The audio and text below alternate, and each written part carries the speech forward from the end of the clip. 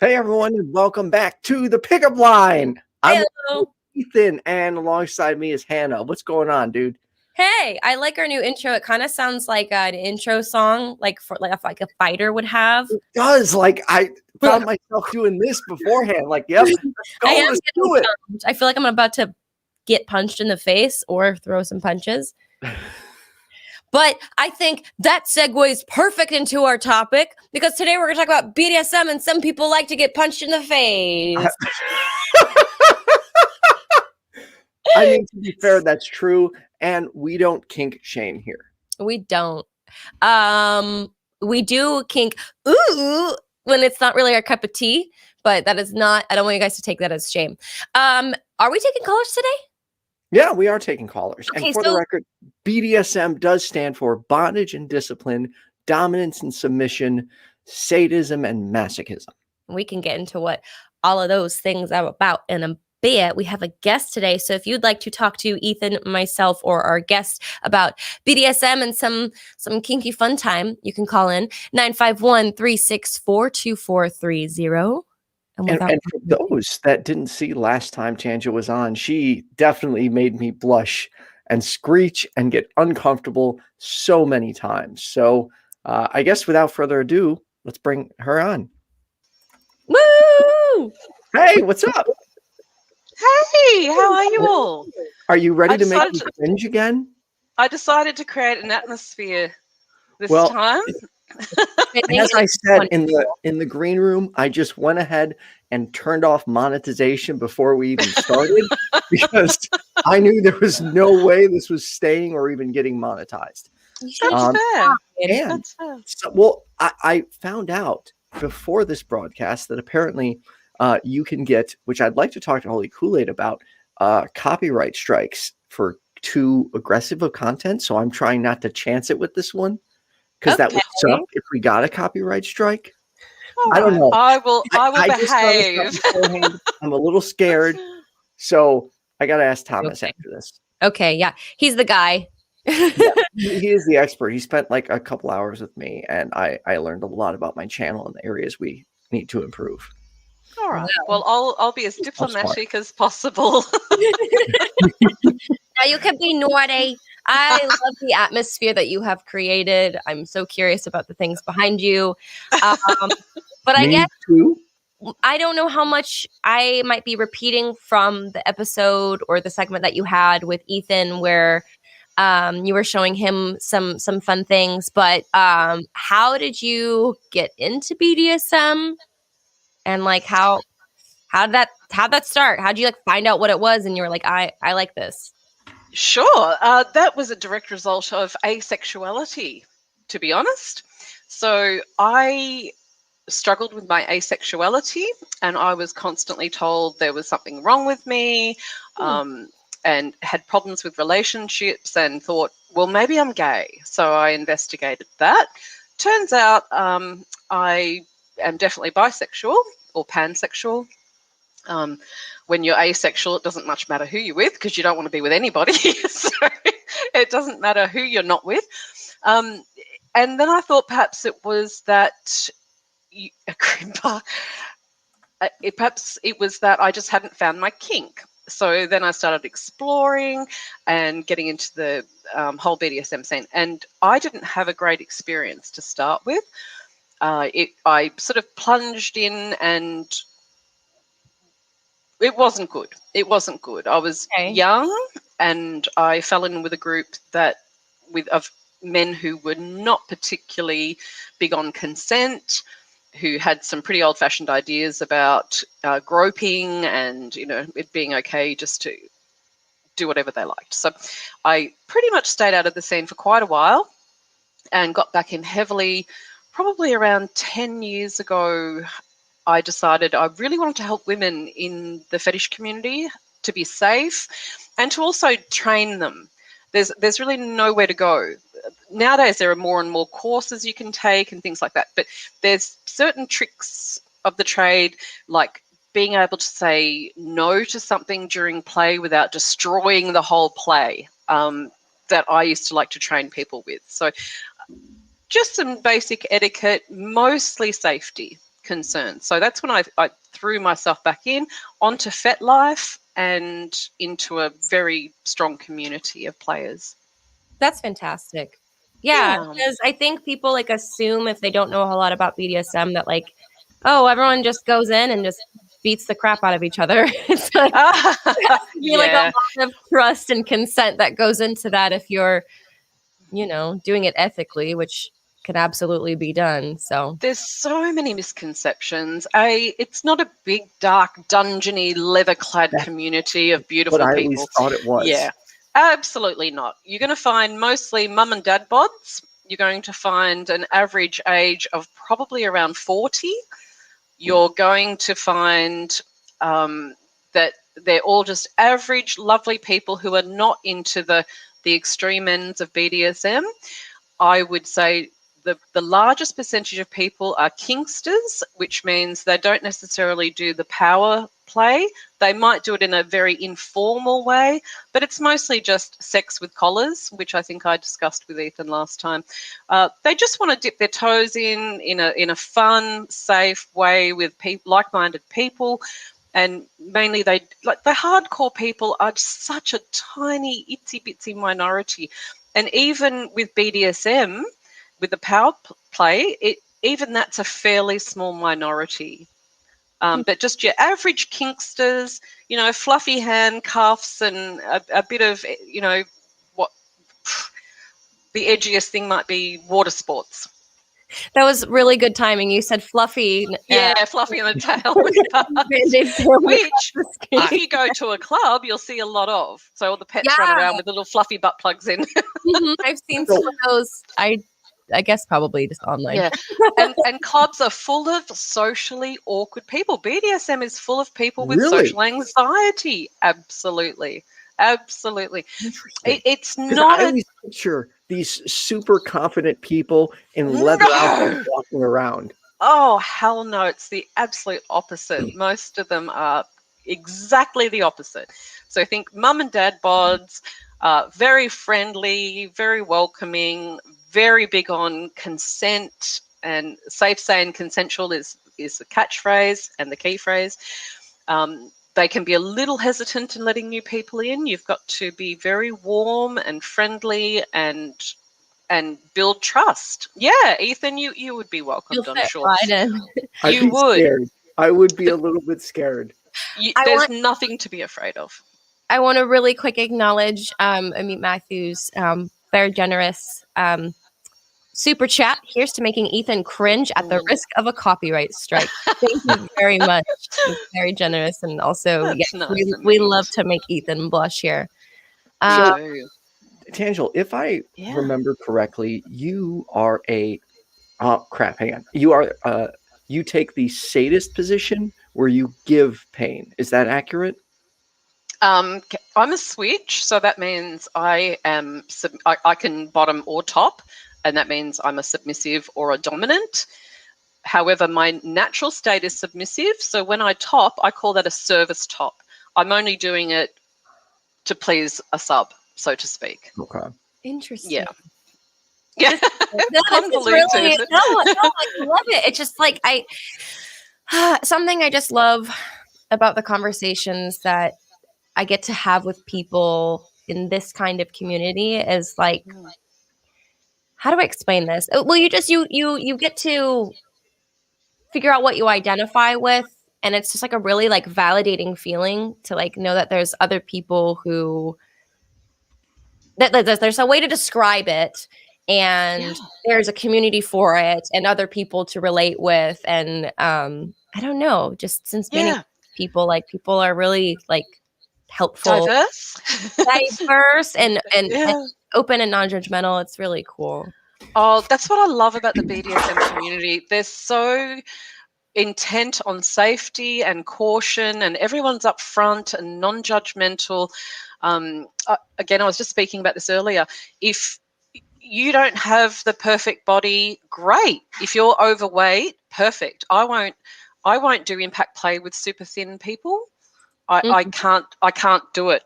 It terrifies me to hit bone. I don't want to go anywhere near bony people.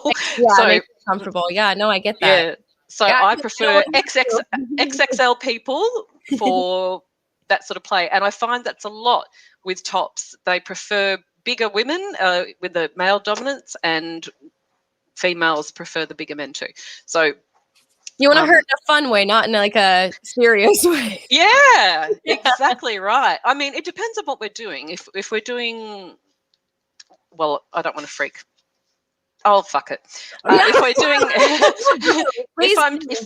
if I'm doing needle play, it doesn't matter about the size. Oh my gosh, Ethan, you have a sex show. Come on. Yeah. If I'm doing, ow. Yeah. Okay, I cringe.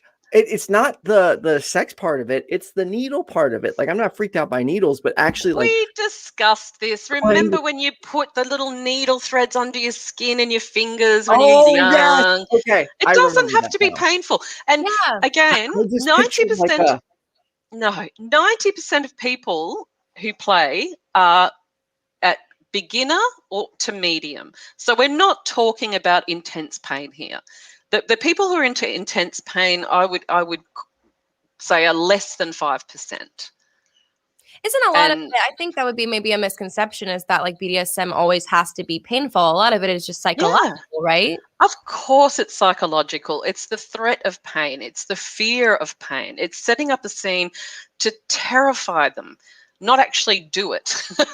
Which you really want consent and trust involved when you're doing something like that. So exactly. And what I also discussed with Ethan the fact that a lot of people's pain tolerance is very high. So what you might see as me flogging the crap out of someone is actually only moderate for them. So it scales depending on someone. See, I might just be lightly tapping someone in your eyes, but to them it might be quite excruciating right at their limits. So it's perception, it's pain tolerance level, it's a whole bunch of things. So it's very difficult to judge. And I mean, there are some people who are hardcore, who have shark hooks put through their back and strung up in trees. Yes. It's unlikely that that's going to be no pain for anybody. I want to go to one of those shows where they do like the suspension from the hooks. I've seen that. I know it's called hooked up events. Yeah. Oh, like I know I would freak out, but like I want to like be desensitized and like appreciate it, because that's so interesting that people like can do that. It is. And look, it takes some warming up, and when you go through the full skin layers, the endorphins hit pretty quick. So again, the pain isn't maybe as severe as you might think it is. There's some mediating factors there, but yeah, it's painful. And some people really like that. Some people like being able to train their mind through it. You have people who walk through fire. You have people who meditate through mental pain. We all do things to alleviate pain or to challenge pain. People jump out of aeroplanes to challenge fear pain. Right. So these are just other ways to explore that. So are you familiar with, well, obviously you are, Shibari rope? Shibari? Yes, I am. So again, I want to apologize. I'm trying not to blush talking about these things, but they are more difficult for me because I'm not used to talking about my sex life. But my girlfriend is wanting to try that. So I found someone that is going to give us a class on Shibari rope. Oh, beautiful. So, so there's two different types. There's Western and East. Already has the rope, or not? Yeah. Shibari is very pretty, and it does look really. Yeah, you're right. It's so like seriously pretty looking. Yeah. Well, what do you expect from Japan? I mean, honestly, everything they do is beautiful. Bondage with ropes. That's like really like interesting. Looking. Yeah. Oh yeah. Okay. I actually went to a sex shop recently, and they had a book of it and of a bunch of like photographs. Yeah. Oh, the Japanese Shibari is unbelievable. Some of the photography they do is incredible. But yeah, so when you're doing the ropes, it's not about just tying someone up. It's about gently caressing them with the ropes and taking time with the knots and making sure they get that tingly sensation as you run the rope across their skin and as you're tying. So you do it very gently, very slowly. The foreplay is the whole rope tying thing. It's kind of over once you're finished. Yeah, I didn't know that. I thought it was like the I don't know, hype of being tied up and then something happens. But it's like the rope tying that, which I heard that you have to actually be very careful and like trained in, otherwise you can like cut off circulation and stuff. And really, yeah. Whenever you're doing any kind of rope tying, you really want to either stick to the limit of a few minutes or know what you're doing. So either don't know what you're doing and make sure you release people really quickly in case you're cutting off an artery, or really get into the shibari and understand what you're doing. Yeah. So before we really dive into this, and we do have a couple callers, and to the callers waiting, we are going to make the calls more quickly because we want to make this show as educational as possible. But would you say, oh man, I was so focused and then the thought went out the window. Oh, can we talk about the importance of safe words? And, can we ever? Red light, green light system. Yes, red light, green light system is fine. I tend to work in some other things as well in my play. So I don't need to know anybody's safe word when I play with them. I lead them as we play. I usually do discuss it, but sometimes that can really make play ugly. Someone yelling out, red light! Red light. Okay. So I like something a little more subtle. So when I'm doing impact play, so if we're flogging or I'm doing some sort of pain, I might ask them 1 to 10. What are you on a level 1 to 10?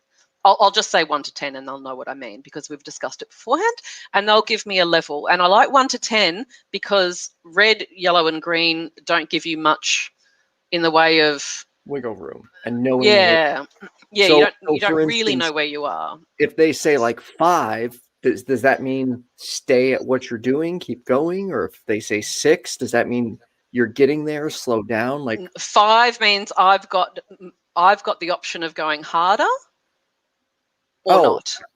Yeah. So that means I've got room they're telling me I've got room to move upwards if I want to. Okay, so when they say 10, does that mean you stop right there and go back down? If someone gave me a 10, I would stop. Or at least give them a really long break from that. And what if it's a 9? If it's a 9, then I know that it's too much, so I might switch it up, change it up a little bit, slow it down a little bit, again, depending on what we're doing. So 9 would be a little high for me. I like 7. 7 and 8 is where I want to keep someone for a prolonged period of time if I want them to get into a subspace. May I ask a clarification question? Because I feel like some people on a pain scale might want a 10. Is this more of like a tolerance scale? Like if it's 10, that I can't tolerate it rather than... Yeah, 10 to me is I can't tolerate it. Okay, yeah, because I'm like, wouldn't some people who like pain like want a 10? So no, if they're wanting it, they'll say that's an 8 or a 9. Okay, right. Yeah, right, yeah. Go but again, when you know the person that you're playing with, you'll understand all of those things. In fact, half the time you barely ever need safe words with someone that you actually know. When you know someone, you'll know exactly from their body language and what you've previously played along with. Because I was introducing new players, so I worked with a lot of women who wanted to experience flogging but didn't trust any men, who I introduced men to flogging so that they would know how to flog women. So I did a lot of introductory work with people. So I kept everything at minimums. So if they were heading up to the higher levels with numbers, then I would stop or swap. I'm going to get in touch with you later, Tanjil. I did lots of things. A lot of women approached me for anal training because they didn't. Yeah, they were too scared of men forcing the issue. Yeah, and it happens. Yeah. And all this is on a non-sexual. I did this as a mentor, not in any sexual way. This was just hey, you need a hand, I'm happy to help. Well, they actually approached me. It wasn't something I offered. That's like really beautiful though, because like I think that really liberates a lot of people, and then they can go into these a little bit more scary situations feeling less afraid, a little more prepared, and kind of in a, it's funny that I want to say in a platonic way they like learned what they were going to do sexually, but like that's exactly what it was. No, that's beautiful. I didn't expect that. I wanted to teach women how to be safe online. All of this other stuff came about completely out of the blue. I had no idea that would be something I'd end up doing. So that was interesting. That kept me interested for quite some time. Is there anything behind you that like is like a favorite that you feel like showcasing? Behind me? No, not behind me. No. My red flogger, that's one of my favorites. That's been catching my eye. That's very lovely. Yeah. I've got two of those. So I've got a pair of those. Seems like it would hurt a little bit. No. The bigger and meatier, the less they would hurt. If you want pain, then you're looking at something more like a little thin chain. Really? Oh, yeah. Yeah. The big red one would be more intimidating. But hey, right? Again, it's all about the drama. So this looks big, it looks intimidating, but because it's thick, it has more of a thud than any sting. I mean, canes and things sting. No, I'll discuss my scariest things with you. I learned that word in 6th grade. Pneumonultramicroscopic silicovacanconiosis. That's a great. Okay. You can get through it before you pass out. Yeah. Can you imagine that as a safe word? Wow. I've always if I want to scare someone, I tell them that the safe word is ching chong, chickaracachai, chickaroni, alabella, fat man, okokoni, itchy witchy caterpillar, ikabai, okokoni. I have no idea what you even said. From something? Do you want to, perhaps before we get to our caller, show us like a toy or outfit that you like? Or outfit? I'm not showing you my outfits, but oh, I thought you were bringing an outfit. You didn't dress up, Angel. No, I thought about it, and then I thought, no, I've got to face these people I work with. So no. All right, I do a lot of volunteer work with the ACA, and I don't want to make my fellow crew members uncomfortable. But no, take a call, because I'm going to go through some CBT stuff with you, and I'll show you some of my. These are a few of my favorite things. We'll bring our first caller on. P, what are Tanjil's thoughts? Well, P, I'll just let you ask it. You are on with Tanjil, Hannah, and myself. How are you? Hello, Ethan. Hello, Hannah. Hello, Tanjil and Bandaid. Hi. Hey, so what did you want to know? Okay, I will try to frame this as diplomatically as possible. Right. That's okay. Now, this is something that I've read some time ago. Okay, it's basically body modification known as penile bisection. Okay, or it's also known as, if I hope I get it, neototomy. I know what you're talking about. Yep. What's he talking about? Okay. He's talking about where the glands is split. Yeah! Come on! Compose yourself. So the glands is split, and it ends up. Wow, I didn't know that was a thing. Okay. Now. No, that's not it? Yeah. Some people who practice this, okay, they combine it with BDSM. Now, I would like to know Tanjil's thoughts on this. Oh, my thoughts on body modification in general. I have a fascination with it. I really like people who are into piercings and tattoos and scarification, and so I'm fascinated by it. I can't say I have any feelings towards it as in liking it or disliking it, but I'm fascinated that people feel a need to do it. Like even filing their teeth. Have you seen that lizard guy who filed his teeth down to all be pointy and split his tongue? I don't know. I find it very artistic, and I really appreciate it. I love that. Yeah, it's not necessarily attractive or unattractive to me. I just find it very, very interesting. Why are you considering doing it? Oh, no, definitely it's not my cup of tea. Right. But I'm question. just curious that there are people who consider such things, but whatever floats their boat. Yeah. So I suppose, I mean, if you're going to modify the body, of course, safety will definitely be a major issue, especially if you're going to combine it with BDSM. Yeah. Yeah, a lot of people get the surgical steel implants into the shaft of the penis. You know, Right. the balls, and I really like that. I like it when anyone pays attention to themselves and does great, even just dyeing their hair or putting on makeup. Men with makeup, especially, Right. I just love. I think it's fantastic. I don't know. I think it's artistic expression, and yay, go for it. Okay, I am a fan of artistic expression. Yes. Yeah. Sorry, that's for me. That's hard to cringe. Like with certain types of things, they just Shocking. there's a term. What? It's shocking. Yeah, it is. And there's it's like you almost like feel it, like especially me, like it goes in my head and I'm just like, and I feel it throughout my body. You have sympathetic pain? Yeah, there we go. Yes. I'm going to talk about my body mods for a second because some people consider them extreme and some people it's no big deal. Like people from my generation, I have my nipples and my tongue pierced.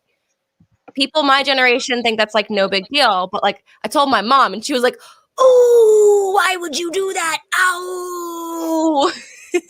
I had 6 and all of them were below the neck. Nipples were the most. I have very sensitive nipples. I would never do it again, but I'm really glad I did it. Yeah. Yeah. So Bubblegum Gun says crappy tattoos exist. So of course they do. I actually need to get mine removed because they're just kind of the one on the back just looks like removed. Oh, just go over it. No, it needs to get. It's especially it's black. It. Not only did I not go to the best artist, but because of my medical issues, I ballooned up by like 90 pounds and then I shrunk back down 90 pounds. So the tattoo is just like, it's stretched. It just doesn't look good. Yeah, but that's your history. Build it into something. Don't erase your past. That's a good point. Yeah. Add to it. Just have an artist make it into something cooler. Yeah. If possible, I'm open to it. P, did you have any other questions before we let you go? That's about it. Thanks again. Thanks, P. Go and get a small body modification. Pierce your brow. Yeah. Or your ear. A little chill. Thanks for calling in. Yeah, thanks, P. Okay, so you said there was something before we get to our other caller. There was something you wanted to go to next, which I believe was CBT. Now, before we continue with CBT, I would like to give a severe trigger warning. This is not cognitive behavioral therapy we're talking about. It's something very different. So you've been warned before you continue with this broadcast. Wait, what is it? Okay, so you didn't monetize anyway, did you? So it's cock and ball torture. Now let's just talk about that a little bit. So this is another thing that ranges from the bottom of the scale up to full-blown torture. The full-blown torture end is extremely rare. Mainly we're talking about little bits, threats, and the idea of it. Psychological. Some people, yeah, mostly psychological, but some people go up to what I would call the medium level. So it's a little bit. There's a little bit going on there. Not horrible, but just a little bit. At the one end of the scale, it's not really CBT, but It's called small penis humiliation. Some men really enjoy that. Most of them do not have small penises, but they still want small penis humiliation. They want you to tell them how small and useless their little penis is. Interesting. Even though it isn't. Seriously. I am serious. I'm sorry. I want to kind of elaborate on that because I'm just fascinated. Like, do you happen to know like what the reason is? It's just I've long tried to figure it out, and I think it's similar to women who in submissive roles love to be called cock whores, or you just say no more. Makes sense now. Yeah. You're you cock whore, you cum slut, you're useless and you've got a tiny little penis, and is that a penis or a clitoris? And just really demean their penises. And as I said, most of them don't have a small penis. And for those who do, can I just say, when I was sexually active, my perfect size was 5 inches so that I could be pounded. Anything bigger than 5 inches, there was never going to be any pounding happening. So yay to all the guys with smaller penises. I was an absolute fan, and there are many women like me. Most women prefer width over length. Length can be very painful, hit you in the cervix, and just not be comfortable at all. I have a theory that being hit in the cervix is like the equivalent to being hit nuts. I absolutely. You're gonna throw up and maybe shit and die at the same time. Yeah, it makes you curl over and get that pain that radiates through your body.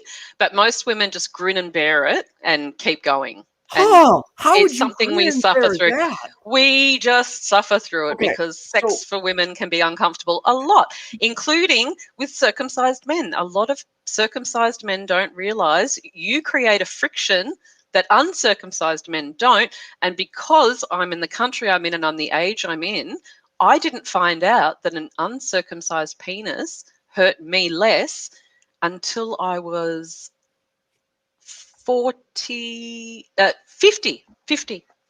years old. I mean, so I did not know that.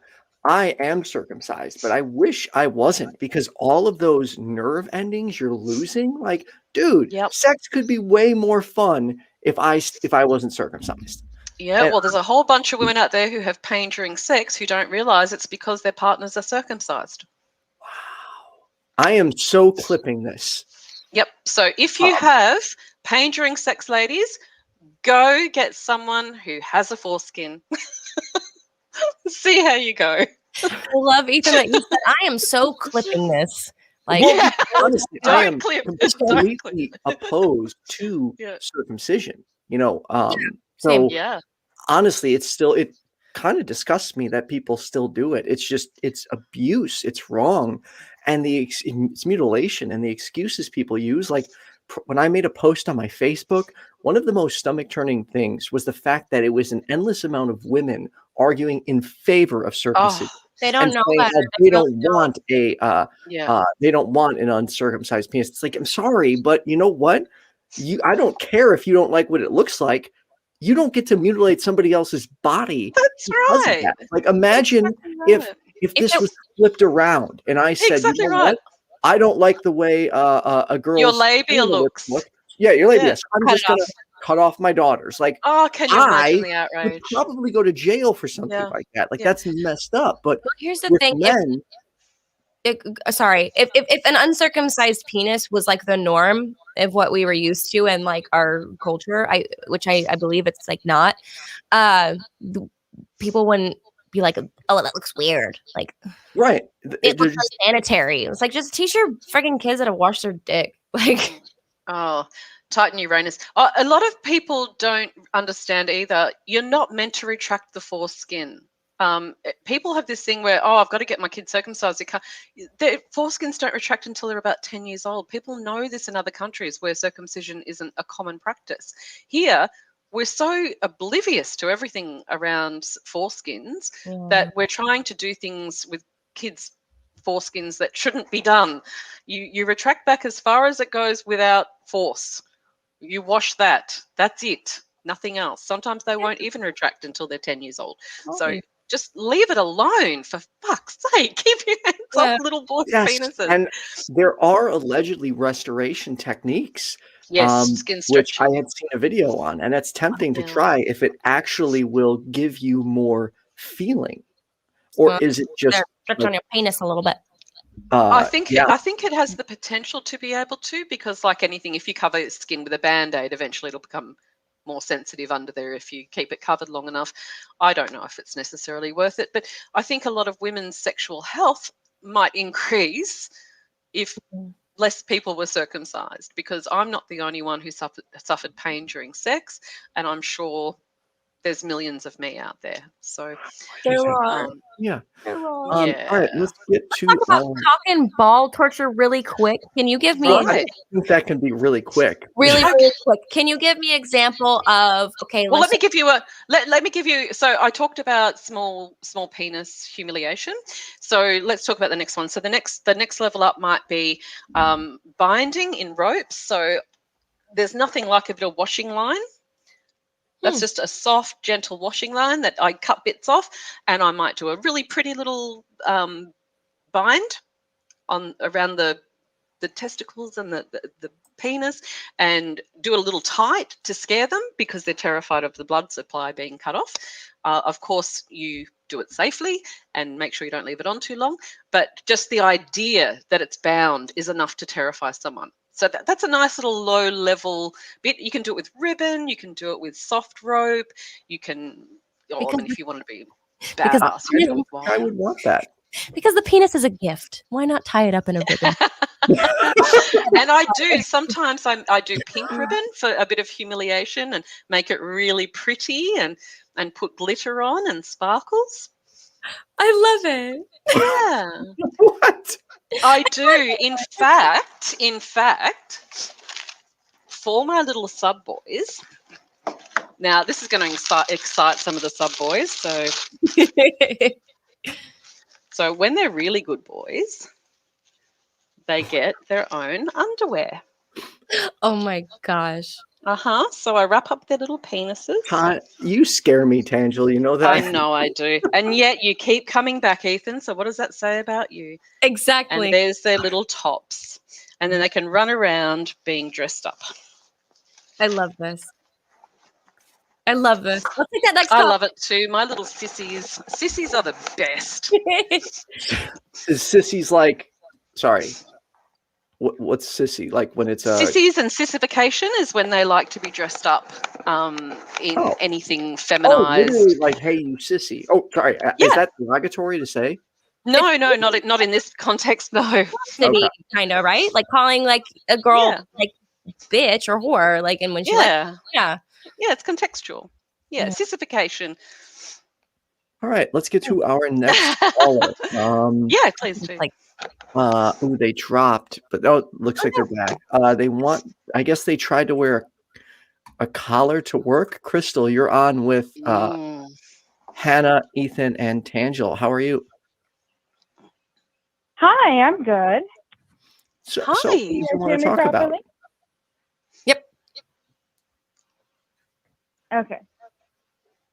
So I have a collar, which is me and my fiance's way of announcing our engagement. Mm-hmm. And I wore it to work because it's within the dress code. Mm-hmm.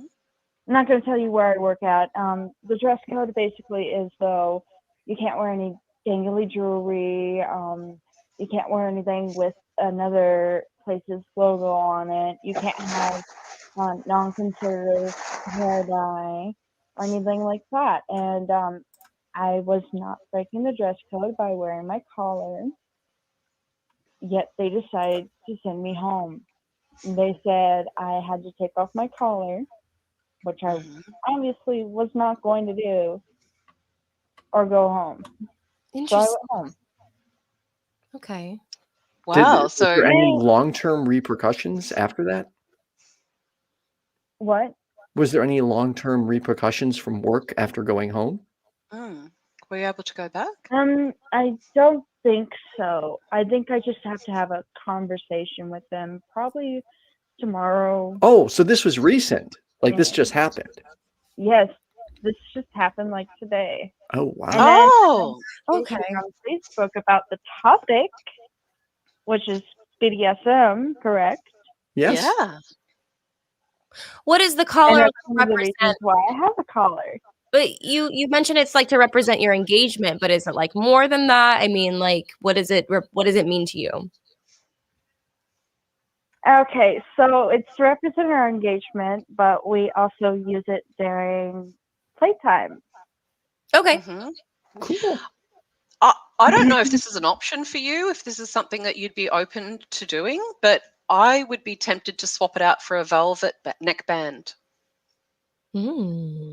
Because that can look super hot, super sexy, and super within dress codes, because it's just a little velvet neckband. You get a velvet ribbon and you put a little bit of elastic on the back to keep it firmly around your neck. You can put a little jewel in the front, a little silver. I don't know whether your collar has a little emblem or any silver jewelry on it. It has my fiance's name in it. Right. That's sweet. Yeah. So you might be able to incorporate that into a velvet neckband, but they'd have a lot more trouble telling you to take off a velvet neckband than they would a leather collar. Man, you're good, Tanjil. Been there, done this. Is that something you could be open to? I'd have to talk to my fiance about it. As of right now, I'm not taking it off still. And if they have a problem with it, I don't need to work for them. The next time I work is going to be my last day of work anyways. So. Oh, okay. Well, the thing is, you might need different collars for different occasions anyway. You're not going to want to wear leather to the beach, for example. So you might need to look at a plastic alternative for that. So you're going to need different collars for different applications anyhow.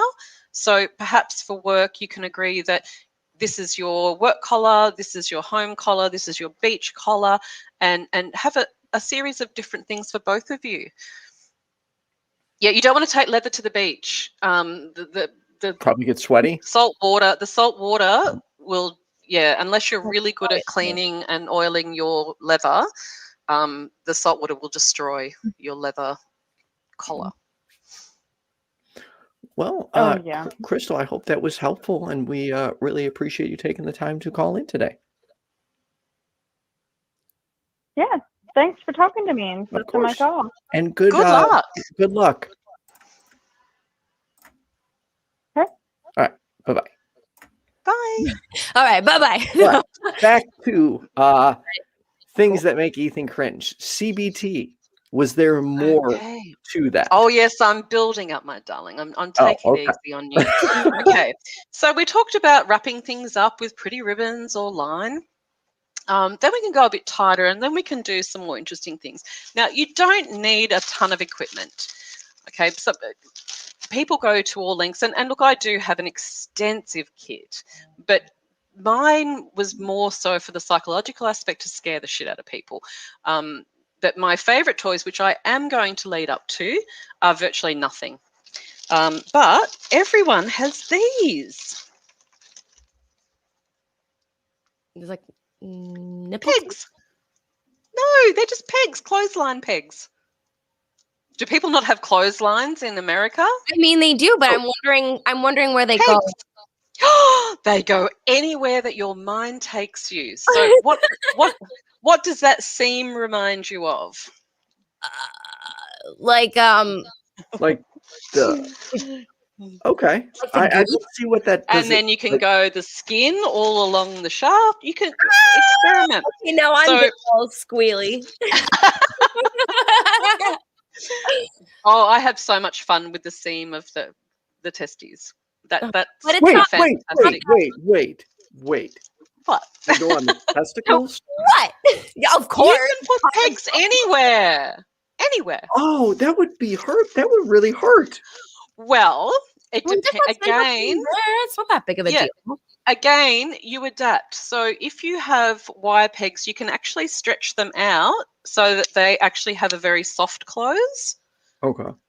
So you can adjust things. But you can also get the ones that have quite the vicious nip, depending on who you're playing with. Again, most people sit right in that middle to low area. Okay. So you've got yourself all bound up, nice and tight, and you've got pegs all over you. You can actually lay ribbon down, do the pegs all the way down the shaft of the penis, and then rip it off in one go. Whee! How close is it? I use them to keep my chip bags shut too, so, and all my frozen veg. You're So like, I hear you there. and you're like, hold on, let me take that off your. That's right, and that's why they're good, because everyone has them, and you can do magnificent things with them. All right, but shall we get a little bit more? Shall we get a little bit more dangerous? Yes. Do I need to close my eyes? Yeah, this might hurt you, Ethan. So this is probably one of my more fun devices. Oh my. Wait, I'm confused. What do you think hangs in there? The balls. The balls in there. Wait. Oh. And then you raise this up and you tighten it. Oh no. And you crush them. Oh, it's a nut. Ethan's gone. Ethan has left that. Yeah, Ethan's left the building. Oh, sorry. It's a bit difficult when it's not actually on someone, and you raise that up and you crush it. Wow. And again, I can do it so that it just touches, or I can do it so that it's firm, or I can do it so that it's tight, and I can do it so that it causes the wearer to scream. Most people have it firm.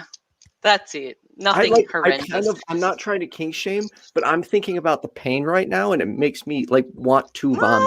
Please. Horrible. Yeah, please. Ethan, remember what I told you. Most of it's psychological. For instance, if I was working with you, this would be on loose, but I would make such a to-do about tightening it. With me? Yes, you would. He would. I want my stuff safe. He'd be Your stuff is safe with me the whole time. You'd literally poke him, and he'd be like, exactly right. True. You are the sort of person I would love to work with, because it would be so little work. It's so little work.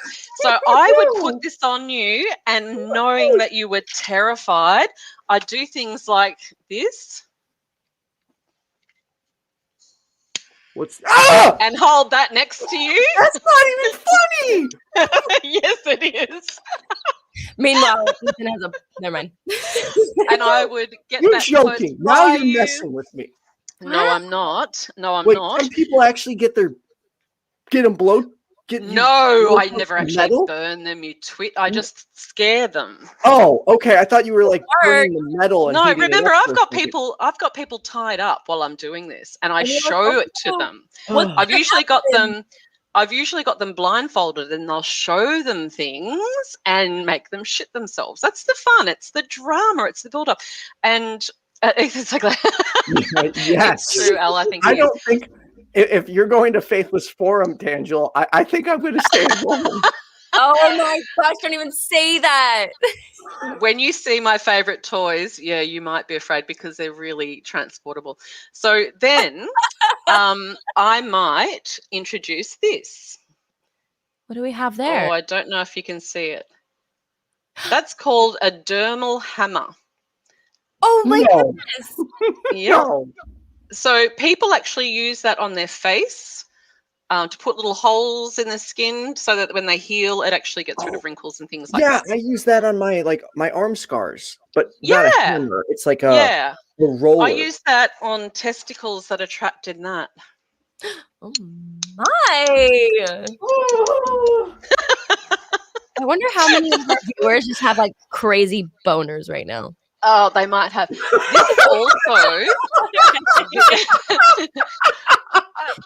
This is also a wonderful thing to use on a bottom before spanking.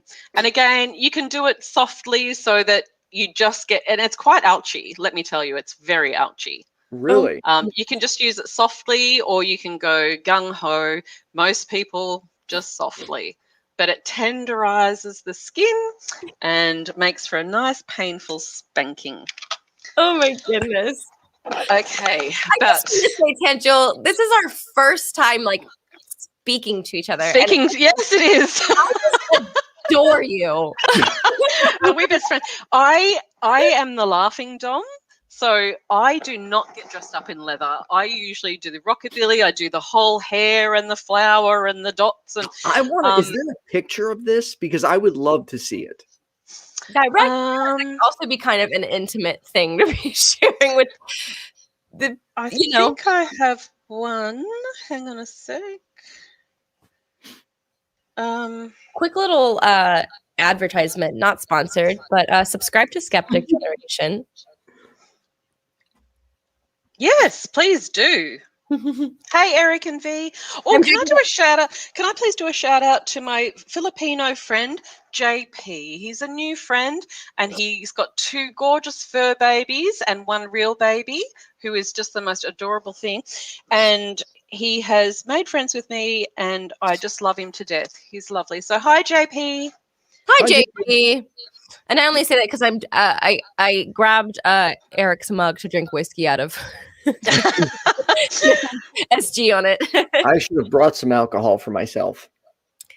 Oh, I know. You need to chill out, Ethan. Come on. Dude, you get some balls and then tell me to like calm down when you're sitting through thinking about your balls getting tortured.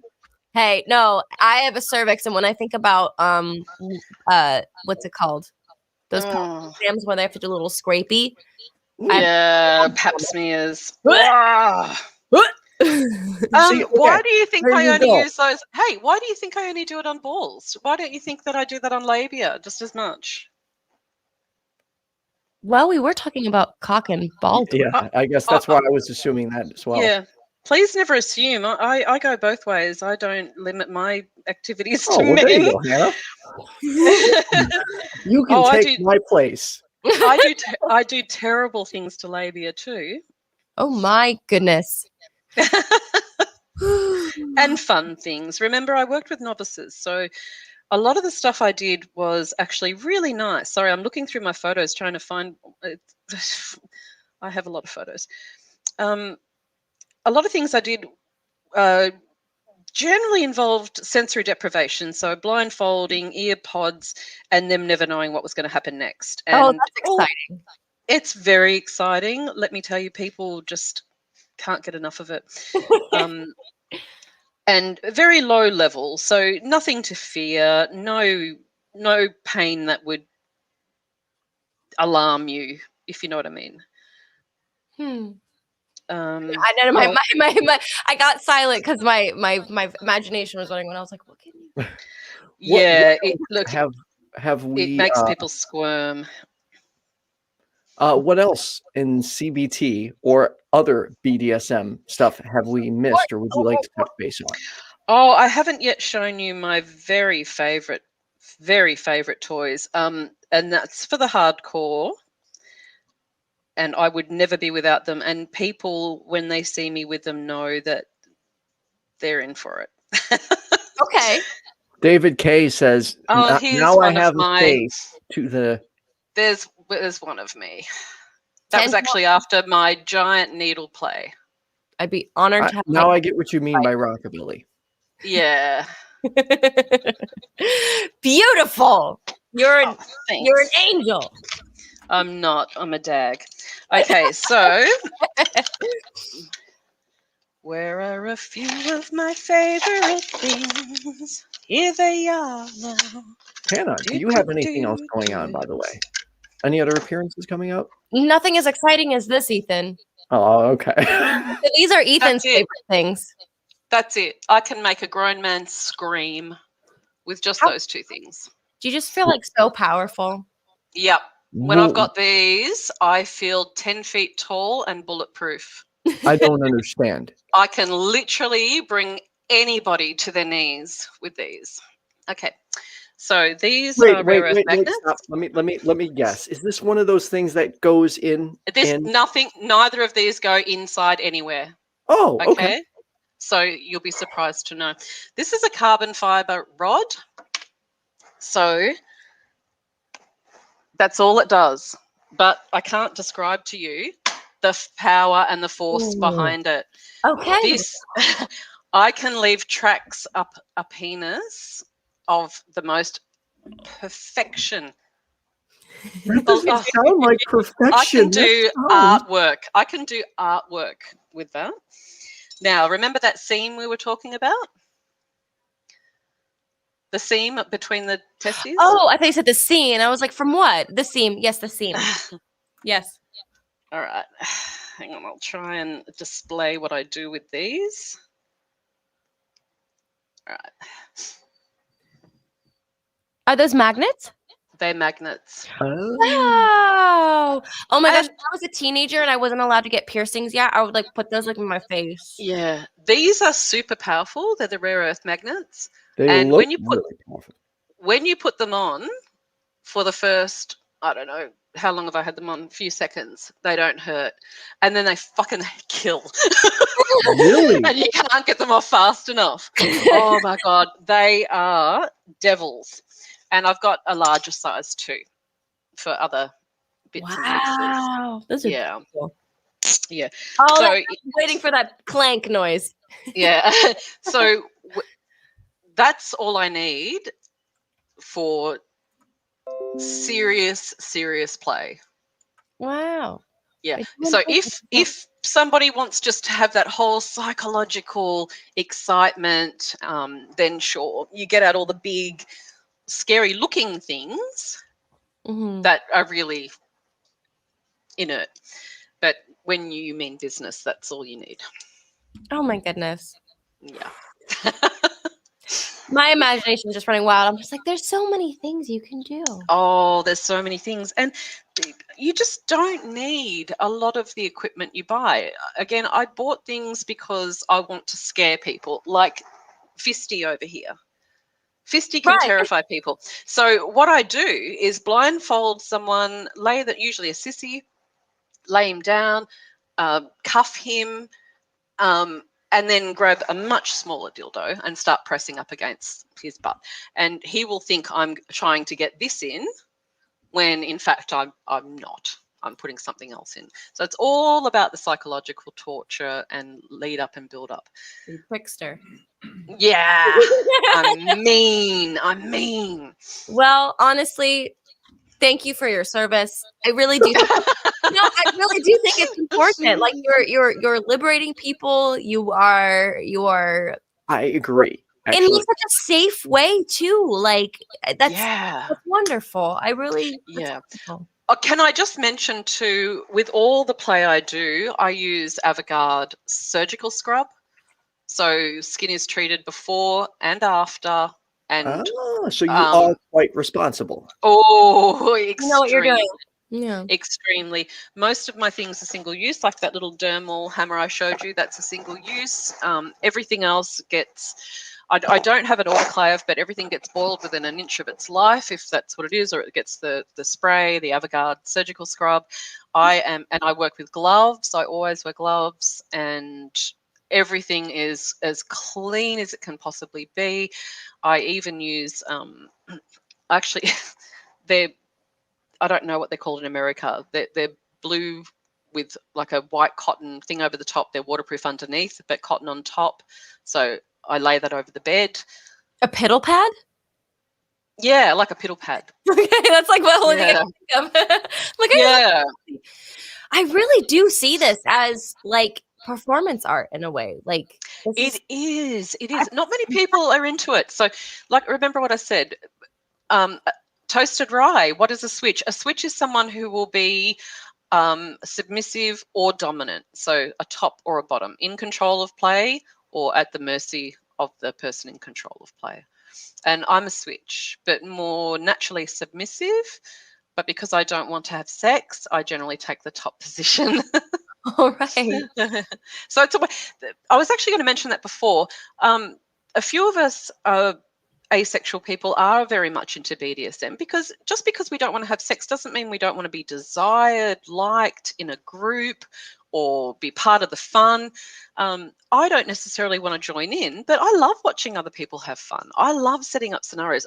My idea of a great time is spending 8 hours the day before setting up a fantastic night scene. You know, I plan things right out in detail, and then I get to the hotel room early and I'll set everything up in order, and I'll have a running sheet in the bathroom so that I know exactly what's going to happen when. I have instructions for people depending on what sort of event it is. I get right into it, and I love it. I love sitting back and watching everyone have fun. So my goodness, doing that, fascinating. Yeah, and there's a guest we've had on at ACA on secular sexuality, Miss O'Kist. She's a burlesque dancer, and she's also asexual.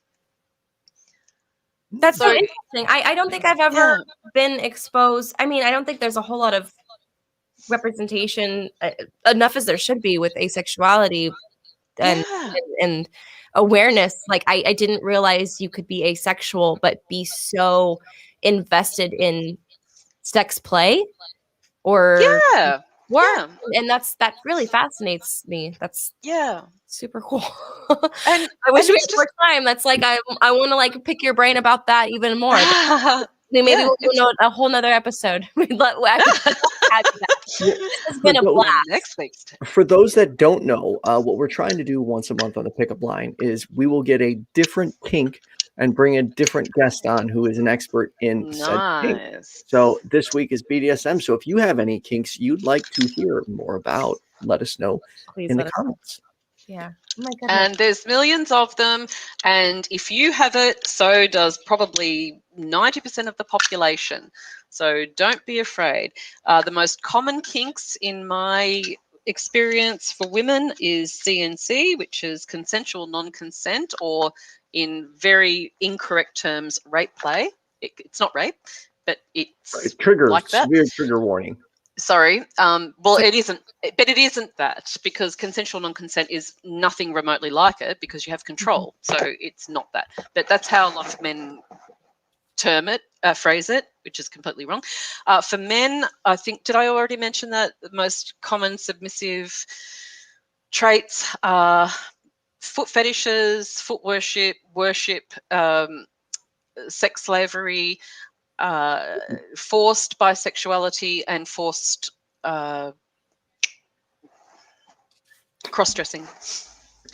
All of those are very, very common, very common. So don't be afraid. Come on out and talk about it. Oh, and most women like being choked, having face slapped, having being well, let's not say most face. women. That's painting with a really broad brush. Beg your pardon. Most women that came to me in the BDSM community enjoyed being face fucked, hair, like having their hair held tightly, face fucked, face slapped, choked during sex. All of that was very common. Yeah. Whoa, Hannah, no way. Hannah goes straight to confession. And you too, Ethan, you keep having me back, and I can only assume I've either converted you, I've piqued your interest, or you're a secret masochist. No, You're a secret masochist. I am trying to normalize these conversations and learn more, and eventually get to a point where I can talk about sex without giggling, because I know sometimes I look like a 12-year-old, but it's my upbringing, which I'm trying very hard to get past. Right. Like, for instance, right now, like, my girlfriend is very, very sexually progressive, and I'm like not. So I'm trying very hard to get from like A to B and play catch up, because now all these doors are opening and it's like, ooh, this is exciting. This is exciting. I want to try this. This is cool. Like, never got to think about these things before. Oh, that's great. Well, maybe you should join the FetLife community. Of CBT, I promise you, I will never try that. Not that I'm saying never be. But never say never. Never say never. I went into the BDSM community very strictly as a sub, and I liked certain things, and I ended up a dom needle play. Never in a million years would you have convinced me that I would ever have even been open to those things. So do not say never. Say, yes, I'm open to all things right now. This is what I'm interested in. Vanilla. Well, I had a vanilla sex life, so now it's getting significantly less vanilla. So yeah, and be open to that anal play because prostate massage is the bomb. I don't know any man who doesn't like it once they get past the eek factor. There are certain tricks to anal play and anal sex in being able to accept anything coming in. Look it all up online. It's all there. How to get used to anal play for men. Just Google it. There's I have no comment. Clench, unclench, clench, unclench. That's your clue. Don't be scared. Don't be scared. You're pretty. My goodness. I just desperately wish we had more time because this has been an absolute blast. Really good. Is there anything you would like to plug, or where can people find you? No, you're not finding me. I've got enough subs harassing me. Find you. Where? Do not find me. No, I'm a behind the scenes person. I'm behind the scenes person, and you have to say his name now. All right, Tighten your anus. There you go. There you go. He knows exactly how to get used to anal play. I'm just a behind the scenes person. You guys do all the frontline stuff really well. You don't need me. We could not do it without you. And this was a lot of fun. And I think I could speak for our audience in saying this was a lot of fun and people enjoyed it. Oh, I hope so.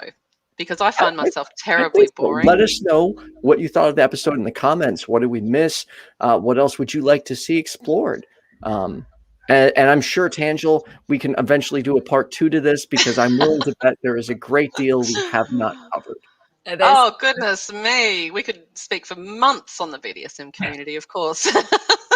I really appreciate you coming on here and this is a pretty vulnerable topic, and I just really, really appreciate you sharing what you have today. It's been an absolute blast having you. Oh, thank you. It's so nice to finally talk to you directly, Hannah. Yeah, likewise. Yeah, I'm really happy to have met you. So have a great night, everybody. Well, real quick, thanks for tuning in. Our patrons, City Plaza, Kenneth, Leonard, Skye, JumpandShoot, Oz, P, Secular Rarity, who is also our lovely call screener, Philip Leitch, Kaitlyn Beyond, Toast, Richard Gilliver, Sunset Sarge, The Blazing Wizard Pope, and Ameet Mathew. Thank you for your patronage. And everyone, hopefully we're going to try and do, well, you know what? I'm not going to say what we're going to try and do only because Hannah and I have to talk about it offline, but like and subscribe. And we want to talk about it. So we'll see what we can do. So yeah, maybe we could get some guests on within the community if you're interested.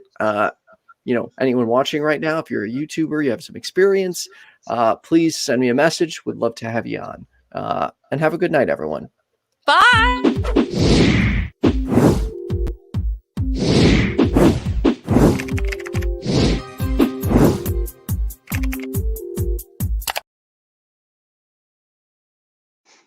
I don't get it. What is it? I'll give you a demonstration.